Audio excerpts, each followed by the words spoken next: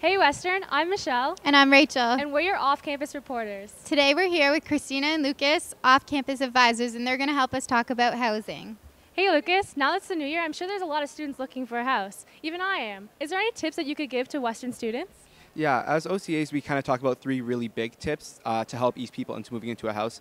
The first one is to sign a roommate agreement before you sign the lease. It's usually something people do after signing a lease and designates chores or whatever. But by doing it before you sign the lease, you kind of realize a lot of things about personalities that are not necessarily the most compatible, and it can reduce a lot of conflict. The second thing is when you're touring houses to talk to tenants who currently live in the house. They'll give you a really honest opinion about maintenance and the landlord in the area and stuff like that. So it can make you a lot more comfortable with that situation. And then the third one is to get everything down in writing. Unless it's written into the lease, it's not required of the landlord. So unless it's written that snow removal will be a thing or cutting the grass, etc., if it's not written into the lease, it's not necessarily going to be done. Christina, what type of problems do people run into when they're trying to rent houses? There are two major problems that people usually run into when they're looking for houses. The first one being maintenance issues. This can be either the landlord doesn't meet his promises or the house isn't to code. And if you do have problems like this, then you can always contact us and we'll point you in the right direction to get those resolved. And the second one would be roommate conflicts. This can arise out of money issues, for example, paying the bills, or it can just be differences in lifestyles. So again, you can contact the housing mediation services or contact us and we can help you work through it. What is the average price that someone would pay for an off-campus house?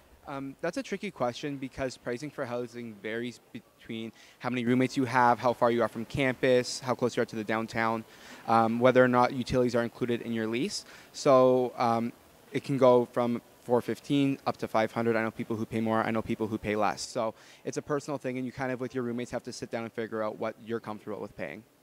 Okay, yeah. And do you have any tips on bailment paying, like ways that you can save your money, pay your bills?